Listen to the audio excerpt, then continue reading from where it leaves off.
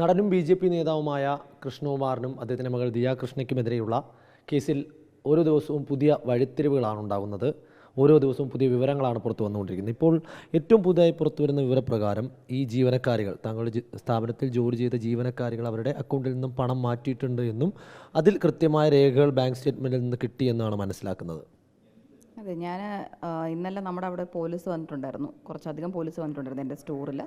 അവരെന്നെ ഹെൽപ്പ് ചെയ്യാനായിട്ട് വന്ന ഈ കേസിൻ്റെ ഭാഗമായിട്ട് തന്നെ എൻ്റെ അടുത്ത് ഒരുപാട് കാര്യങ്ങൾ അവർ ചോദിച്ചിട്ടുണ്ടായിരുന്നു. ഇൻഫർമേഷൻസ്, എൻ്റെ ബാങ്ക് ഡീറ്റെയിൽസ് ആയാലും എൻ്റെ ഷോപ്പിൻ്റെ റെക്കോർഡ്സ് ആയാലും അക്കൗണ്ട്സ് ആയാലും എല്ലാം അവർ ചോദിച്ചിട്ടുണ്ടായിരുന്നു. പിന്നെ അവിടെ നിൽക്കുന്ന സ്റ്റാഫുകളുടെ, കറണ്ട് സ്റ്റാഫുകളുടെ റെക്കോർഡ്സും എല്ലാം ചോദിച്ചിട്ടുണ്ട്. നമ്മളെല്ലാം പ്രൊവൈഡ് ചെയ്തു. ഞാൻ അപ്പോഴും എന്തും പ്രൊവൈഡ് ചെയ്യാൻ റെഡിയായിരുന്നു. പക്ഷേ ഞാൻ ഇത്രേ പറഞ്ഞിട്ടുള്ളൂ, സത്യം പുറത്ത് വന്നേ പറ്റൂ. പ്ലസ് എനിക്ക് നിങ്ങളും കൂടെ ഒന്ന് ഇതിനകത്ത് ഉത്സാഹിച്ചാൽ മാത്രമേ എനിക്കും കണ്ടുപിടിക്കാൻ പറ്റത്തുള്ളൂ കൃത്യമായി ഇവർ എത്ര തട്ടിപ്പാണ് നടത്തിയിട്ടുള്ളതെന്ന്. അപ്പോൾ പോലീസും പറഞ്ഞത് നമ്മൾ രണ്ടും പരിശോധിക്കും, ഒരു ദിവസത്തെ സമയം വേണം, പരിശോധിച്ചിട്ട് എന്താ വെച്ചാൽ ഉത്തരം നിങ്ങൾ ന്യൂസിൽ അറിയും എന്നുള്ളത് പറഞ്ഞു. ഞാനും പറഞ്ഞു ഓക്കെ, ഐ എം വെയിറ്റിംഗ് എന്നുള്ളത് ഞാൻ പറഞ്ഞു. എനിക്കാണ് ന്യൂസിൽ എനിക്ക് അറിഞ്ഞേ പറ്റൂ. ഇന്ന് രാവിലെ ഉറക്കം എണീച്ചപ്പോൾ തന്നെ ഞാൻ കാണുന്നത്, അഫ്കോഴ്സ് CCTV ഫുട്ടേജ് പോലീസിൻ്റെ കയ്യിൽ നിന്ന് തന്നെ ആയിരിക്കണം മീഡിയയ്ക്ക് കിട്ടിയത്. ബിക്കോസ് നമ്മുടെ കൈ പോലും അതില്ലായിരുന്നു.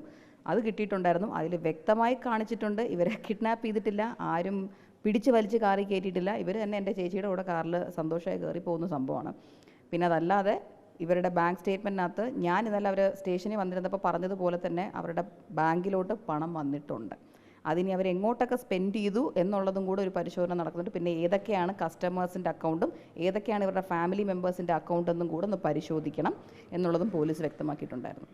നിലവിൽ പോലീസിൻ്റെ അന്വേഷണത്തിൽ തൃപ്തിയുണ്ടോ? നിലവിൽ റൈറ്റ് നൗ ഇപ്പോൾ ചോദിച്ചാൽ തൃപ്തിയുണ്ട്. പക്ഷേ അന്ന് അഫ്കോഴ്സ് ഈ കൗണ്ടർ കേസിന് അവർ വാല്യൂ കൂടുതൽ കൊടുത്തതും വാദി പ്രതിയായതും എങ്ങനെയെന്ന് എനിക്ക് ഇപ്പോഴും അറിയില്ല. കാര്യം അന്ന് ഞാനിവിടെ വന്ന് കയറിയപ്പോൾ നമ്മൾ ആ കേസ് കൊടുത്ത കാര്യം അന്വേഷിക്കാനാണ് ഞാനിവിടെ വന്നത്. വന്നപ്പോഴായിരുന്നു ഞാൻ TV യിൽ കണ്ട് ഞെട്ടുന്നത്, കൗണ്ടർ കേസ് കൊടുത്ത അതിനെ സീരിയസ് ആയിട്ട് എടുത്തിട്ട് എന്നെ അച്ഛനെയും ജാമ്യം പോലാത്ത വകുപ്പിൽ 10 വർഷം പോലും തടവ് കിട്ടാവുന്ന വകുപ്പിൽ എന്നെ അകത്താക്കാനുള്ള അറസ്റ്റ് വാറൻറ്റ് വന്നിട്ടുണ്ടെന്ന്. സത്യം പറഞ്ഞാൽ ഞാൻ അന്ന് പതറി ആ റൂമിനകത്തിരുന്ന് ഞാൻ കരയുമായിരുന്നു. ഒരു ½ ആൻ അവറോളം കരച്ചിലായിരുന്നു. ബിക്കോസ് എനിക്ക് ഒരു തെറ്റും ചെയ്യാതെ, ഇപ്പോൾ നമ്മൾ സിനിമയിലല്ലേ നമ്മൾ കാണത്തുള്ളൂ, കള്ളന്മാർ രക്ഷപ്പെട്ടു പോകുന്നതും ന്യായത്തിൻ്റെ സൈഡിലുള്ളവർ ഒരുപാട് ഫൈറ്റ് ചെയ്യുന്നതും.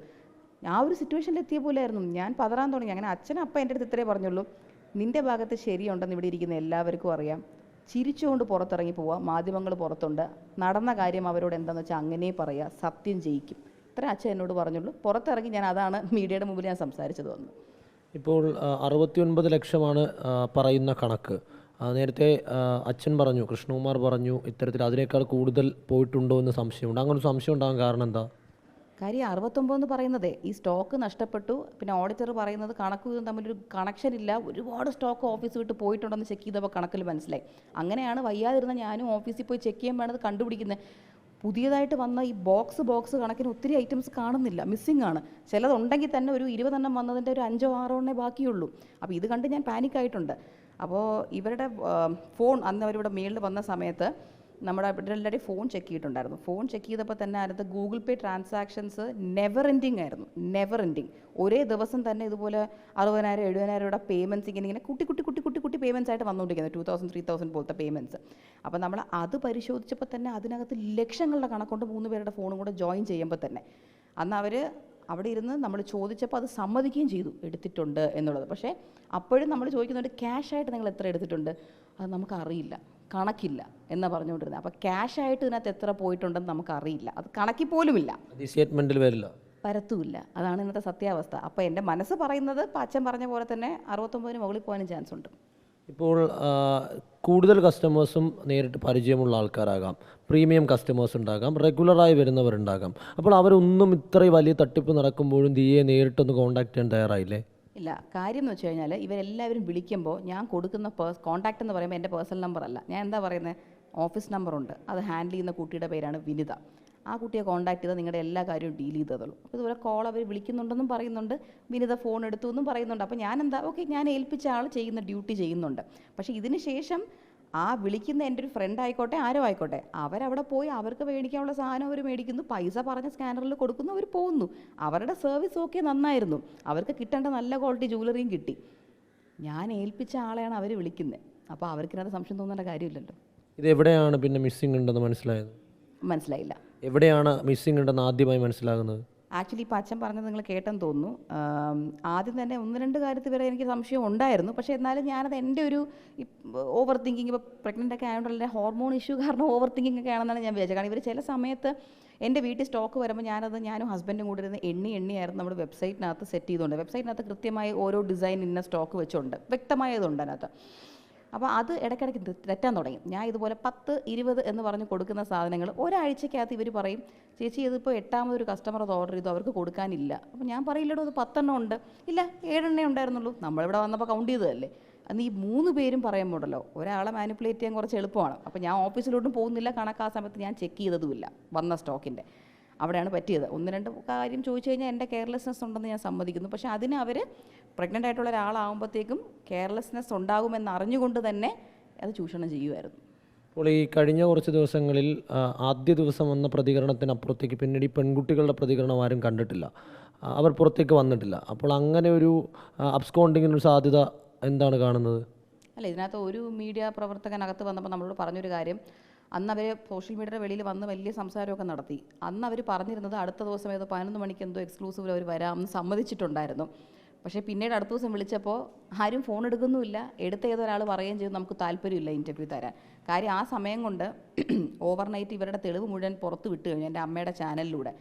അപ്പോൾ ഇനിയിപ്പോൾ ഇവർ 3 പേരും വന്നാൽ തന്നെ പറയാൻ വേറൊരു കഥ വേണമല്ലോ കയ്യിൽ. അതും അറ്റ്ലീസ്റ്റ് പിടിച്ചു നിൽക്കാനുള്ളൊരു കഥയെങ്കിലും വേണം. ആ കഥ മേ ബി ഇവരുടെ വക്കീലിനോ കൂടെ നിന്ന് ഐഡിയ പറഞ്ഞു കൊടുക്കുന്ന ആൾക്ക് കത്തിയിട്ടുണ്ടാവത്തില്ല. അതുകൊണ്ടായിരിക്കാം ഇപ്പോൾ ലാസ്റ്റ് കൊടുത്ത ഏറ്റവും നല്ല ഐഡിയ നമുക്കിപ്പോൾ മുങ്ങാം എന്നുള്ളത് ഐഡിയ ആയി. ബിക്കോസ് നമുക്ക് ഇപ്പോൾ ഇവിടെ നിങ്ങൾ എപ്പോൾ വന്നാലും നമ്മൾ ഇവിടെ ഉണ്ട്, അല്ലെങ്കിൽ എൻ്റെ ഫ്ലാറ്റിൽ ഞാനുണ്ട്. കള്ളത്തരം ചെയ്തിട്ടില്ലാത്തവർക്ക് മുങ്ങേണ്ട കാര്യമില്ല. സിനിമയെ പോലും നമ്മൾ കാണുന്നതല്ലേ, കള്ളത്തരം ചെയ്യുന്നവർ മുങ്ങി, ഇല്ലാത്തവർ ഇതാ ഇവിടെ ഇരിക്കുന്നു.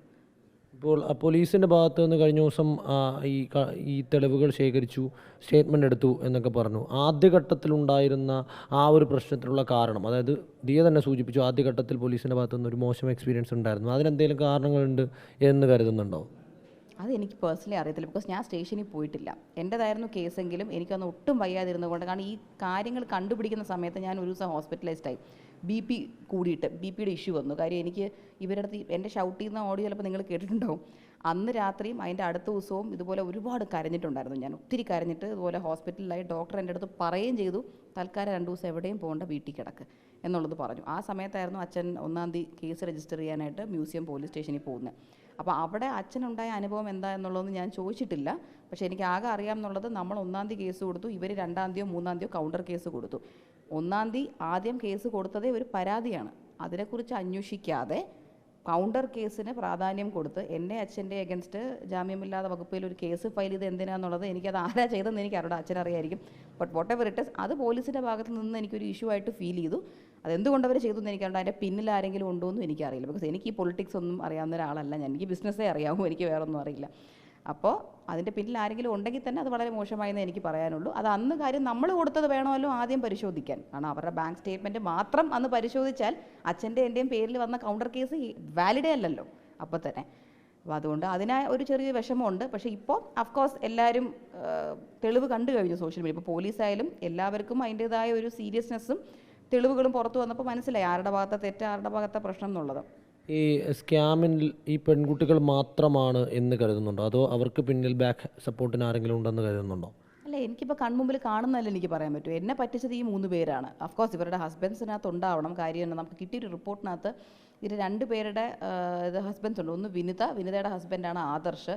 ഈ ആദർശ് എന്ന് പറയുന്ന പുള്ളി ചെറിയ പയ്യനാണ്, 23 വയസ്സം കണ്ടുള്ളൂ. ആ പയ്യനാണ് സോഷ്യൽ മീഡിയയിൽ വന്നെന്ന് പറഞ്ഞത്. ഇതുപോലെ എൻ്റെ അച്ഛൻ പീഡിപ്പിക്കുമെന്ന് പറഞ്ഞു.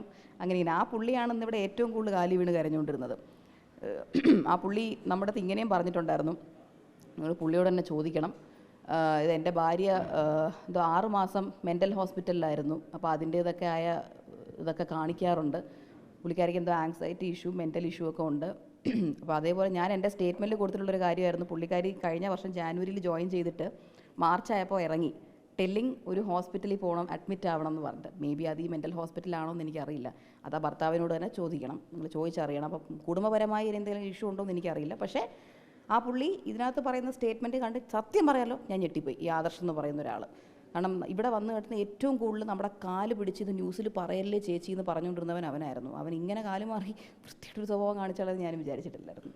ഇപ്പോൾ ഈ 69 ലക്ഷത്തിൻ്റെ കണക്കാണല്ലോ പറയുന്നത്. അന്ന് ആദ്യ ദിവസങ്ങൾ അതിന് സെറ്റിൽമെൻറ്റ് തയ്യാറാവുകയും ചെയ്തിരുന്നു. ഏകദേശം 23 ലക്ഷം രൂപ കൊണ്ട് അവസാനിപ്പിക്കും. അപ്പോൾ അങ്ങനെ ഒരു ബാക്കി 40 ലക്ഷത്തോളം രൂപ ഉപേക്ഷിക്കാനുള്ളൊരു തീരുമാനമൊക്കെ ഉണ്ടായത് എന്തായിരുന്നു? അതാണ് ഞാൻ ഈ ഹ്യൂമാനിറ്റി എന്ന് പറയുന്നത്. എൻ്റെ അടുത്ത് അവർക്കതില്ലെങ്കിലും അവരുടെ അടുത്ത് അങ്ങോട്ട് എനിക്ക് ജെന്യുവനായിട്ട് അതുണ്ടായിരുന്നു. ഇവിടെ വന്ന് കരഞ്ഞ് കാല് പിടിക്കുകയാണ് ചെയ്തത്. നമ്മുടെ കയ്യിൽ അതില്ല, ചിലവാക്കി പോയി, ഇതാണ് അവർ പറഞ്ഞുകൊണ്ടേയിരുന്നത്. അപ്പോഴും എൻ്റെ അടുത്ത് പലരും പറയുന്നത് ചിലവാക്കി പോയെങ്കിൽ അവരുടെ വീടോ കാറോ വല്ലതും പണയം വെച്ചിട്ട് കൊണ്ട് തരാനാണ് പറയുന്നത്. പക്ഷേ അപ്പോഴും ഞാൻ പറഞ്ഞു, നിങ്ങളെ കൊണ്ട് എന്താകും അത് തിരിച്ചു തന്നിട്ട് പോ. ബിക്കോസ് എനിക്കും നിങ്ങൾ പെണ്ണുങ്ങളാണ് നിങ്ങളെ ജയിലിൽ കയറ്റണമെന്നില്ല, എനിക്കതില്ല. കാരണം അത് ഞാൻ പ്രഗ്നൻ്റ് ആണ്, എനിക്ക് നിങ്ങളെ കാരണം കോടതി കയറി ഇറങ്ങാൻ എനിക്കും വയ്യ. അതിൻ്റെ സിറ്റുവേഷനാണ് ഞാൻ ഇരിക്കുന്നത്. I just want A compensation. അപ്പോൾ ഇവർ പറഞ്ഞുകൊണ്ടിരുന്നു നമ്മൾ എന്തിനും തയ്യാറാണ്, നമ്മൾ എത്ര പൈസ വേണമെങ്കിലും തരാം. അപ്പോൾ ഞാൻ ചോദിച്ചു, നിങ്ങൾ ഈ ചിലവാക്കി എന്ന് പറയുന്നു, പിന്നെ എവിടെ നിന്ന് നിങ്ങൾ എനിക്ക് പൈസ തരും എന്ന് ചോദിച്ചു. അവരൊരു സമയകാലം നമ്മളോട് ചോദിച്ചിട്ടുണ്ടായിരുന്നു, ഇന്ന സമയം വരെ, ഒരു ഡിസംബർ വരെ സമയം ചോദിച്ചിട്ടുണ്ടായിരുന്നു. അത് പറഞ്ഞിട്ട് നമ്മൾ അവസാനം സമ്മതിക്കുകയും ചെയ്തു. എന്നിട്ട് അവരിവിടെ നിന്ന് ഇറങ്ങിപ്പോകുന്ന ദൃശ്യം എൻ്റെ അമ്മയുടെ വീഡിയോയിലൂടെ നിങ്ങൾ കണ്ടു എന്ന് തോന്നുന്നു. ദിയെ ഭീഷണിപ്പെടുത്തിയെന്നൊരു പരാതി വന്നിരുന്നല്ലോ, അങ്ങനെ ഒരു സംഭവം ഉണ്ടായിട്ടുണ്ടോ? ഉണ്ട്. അത് ഈ പറഞ്ഞ ഈ ആദർശ് എന്ന് പറയുന്ന പയ്യൻ തന്നെ. ഈ ആദർശ് എന്ന് പറയുന്ന പയ്യനും അവൻ്റെ വൈഫുമാണ് ഇതിനകത്ത് മാസ്റ്റർ മൈൻഡ് എന്നാണ് എനിക്ക് തോന്നുന്നത്. ഭയങ്കര ചെറിയ പിള്ളേരെ കുരുട്ടെന്ന് പറയുമല്ലോ നമ്മൾ, അങ്ങനത്തെ രണ്ടുപേരാണ് ഇവർ രണ്ടുപേരും. ഈ പയ്യൻ രാത്രി ആയപ്പോഴത്തേക്കും എൻ്റെ ഫോണിൽ വിളിച്ചു. എത്ര വിളിച്ചിട്ട് ഞാൻ എടുത്തില്ല. ഹസ്ബൻഡിൻ്റെ ഫോണിൽ വിളിച്ചു, എടുത്തില്ല. കൂടെ വന്ന ഡ്രൈവറിൻ്റെ ഫോണിൽ വിളിച്ചു, പുള്ളി എടുത്തില്ല. അവസാനം അശ്വിൻ തന്നെ എൻ്റെ അടുത്ത് പറഞ്ഞു, നമുക്ക് എന്താണെന്ന് അറിയണമല്ലോ, എടുക്ക് എന്ന് പറഞ്ഞു. അവസാനം ഞാൻ ഫോൺ എടുത്തിട്ട് ഞാൻ ചോദിച്ചപ്പോഴത്തേക്കും എൻ്റെ അടുത്ത് പറഞ്ഞതെന്ന് വെച്ചാൽ, ഏതോ ഒരു ന്യൂസിൽ ഇതിനെപ്പറ്റി കണ്ടായിരുന്നു, അത് ചേച്ചിയാണോ കൊടുത്തതെന്ന് ചോദിച്ചു. ഞാൻ പറഞ്ഞു, ഏത് ന്യൂസ്? ഞാൻ ഒരു മീഡിയക്കാരെ അറിയിച്ചിട്ടില്ല. പറഞ്ഞു, നിങ്ങളാണ് കൊടുത്തതെന്ന് എനിക്ക് മനസ്സിലായി.